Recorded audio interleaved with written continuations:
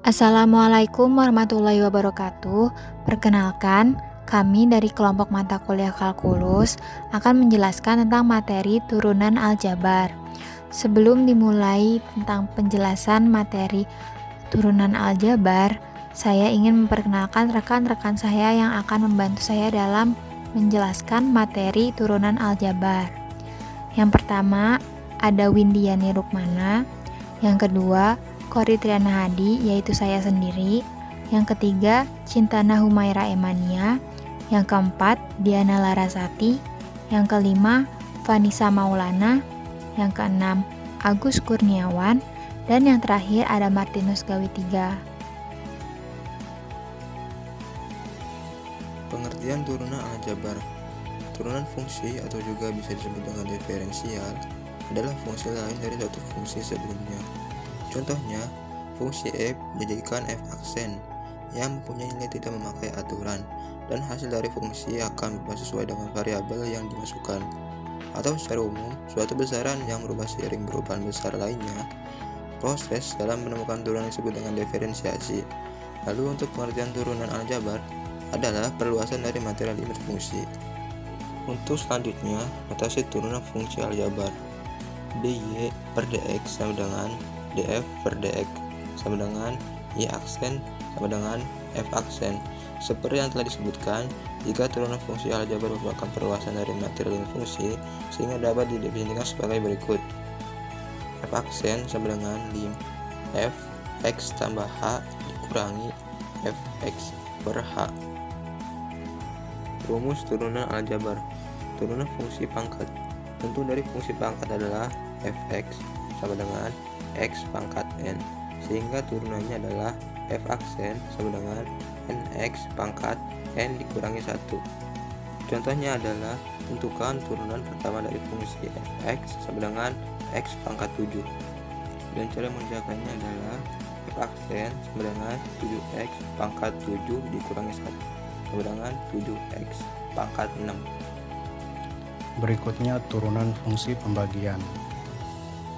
Bentuk untuk fungsi pembagian adalah f dalam kurung x sama dengan u per v, sehingga turunannya adalah f aksen dalam kurung x sama dengan u aksen v kurang uv aksen per v pangkat 2. Contoh soal, tentukan turunan pertama dari fungsi f dalam kurung x sama dengan x aksen per y pangkat 2.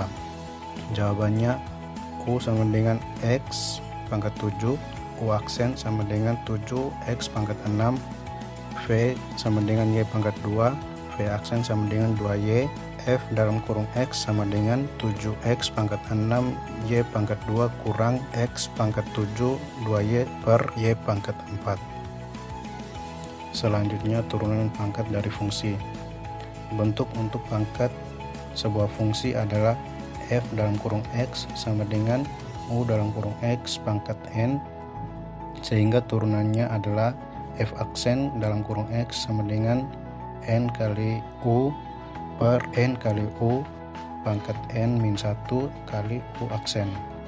Contohnya, tentukan turunan pertama dari fungsi f dalam kurung x sama dengan dalam kurung 2x min 1 pangkat 2. Jawabannya u sama dengan 2x min 1, u aksen sama dengan 2, f aksen dalam kurung x sama dengan 2 dalam kurung 2x min 1 pangkat 2 min 1 kali 2 sama dengan 4 dalam kurung 2x min 1 pangkat 1. Berikut adalah beberapa turunan dari trigonometri, yaitu ada y sama dengan sin x menjadi y aksen sama dengan cos x, y sama dengan cos x menjadi y aksen sama dengan min sin x, y tan x turunannya menjadi y aksen sama dengan sekant kuadrat x, y sama dengan kotangan x turunannya menjadi y aksen sama dengan min kosekant kuadrat x, dan seterusnya. Ini merupakan turunan-turunan dari trigonometri. Integral aljabar. Pengertian: integral merupakan inverse atau kebalikan dari operasi turunan. Integral juga diartikan sebagai lawan dari diferensial. atau lebih dikenal dengan sebutan anti turunan. Hal ini karena konsep turunan adalah konsep yang digunakan untuk memahami konsep dasar dari integral. Jika suatu fungsi memiliki bentuk umum f(x) sama dengan 2 kali 3, maka setiap fungsi memiliki turunan f(x) sama dengan 6 kali 2. Jadi, turunan fungsi f(x) sama dengan 2 kali 3, yaitu f dalam kurung x sama dengan 6 kali 2. Berdasarkan dari uraian contoh di atas, maka dalam menentukan fungsi f dalam kurung x dari f(x) sama artinya dengan menentukan anti turunan dari f dalam kurung x. Berdasarkan definisi dari integral yang merupakan operasi inverse dari turunan atau anti diferensial, maka bila f dalam kurung x merupakan fungsi umum dengan sifat f aksen x sama dengan fx, maka f dalam kurung x merupakan integral dari f aksen x sama dengan f dalam kurung x. Dalam ilmu matematika, integral biasanya akan dinotasikan sebagai integral f dalam kurung x sama dengan f dalam kurung x ditambah c. Selanjutnya, karena biasanya integral dari f dalam kurung x dinotasikan dengan integral f dalam kurung x dx atau integral f dalam kurung x terhadap x, maka bentuk integral f dalam kurung x dx disebut integral tak tentu dan f dalam kurung x disebut integran. Nah, dari penjelasan tersebut dapat diketahui maka integral ax n dx sama dengan n ditambah 1 ditambah c. Rumus integral.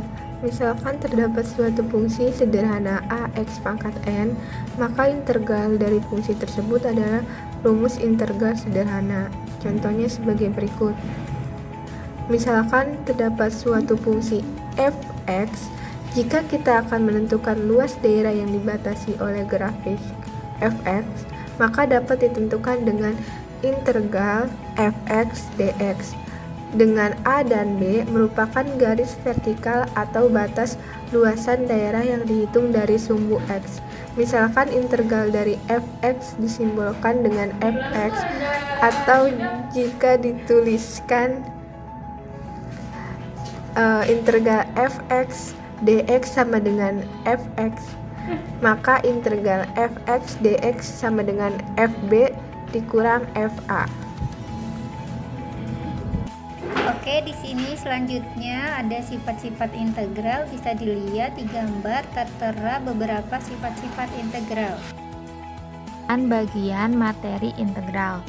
Nah, pada materi bagian integral ini terdapat materi integral tertentu atau tentu yang memiliki definisi sebagai berikut, yaitu integral yang memiliki batas. Batas-batas tersebut secara umum merupakan suatu nilai konstanta ataupun variabel. Dalam mencari nilai integral jenis ini, maka diperlukan mensubstitusikan batas atas ke fungsi hasil integral yang selanjutnya dikurangi hasil substitusi batas bawah di fungsi hasil integral. Untuk rumus integral tertentu, yaitu integral batas atas B yang disimbolkan dengan huruf T dengan batas bawah A. Fx dx sama dengan Fb dikurang Fa. Nah, untuk keterangannya, Fx merupakan fungsi yang nantinya akan diintegralkan. Fa nilai integral pada batas bawah. Fb sama dengan nilai integral pada batas atas. Dx variabel integral dan A adalah batas bawah pada variabel integral. Kemudian terdapat integral tak tentu. Integral tak tentu memiliki definisi, yaitu jenis integral yang tidak mempunyai batas. Dalam hal ini, integral tak tentu merupakan suatu proses untuk menentukan bentuk umum dari turunan dan suatu fungsi yang diberikan.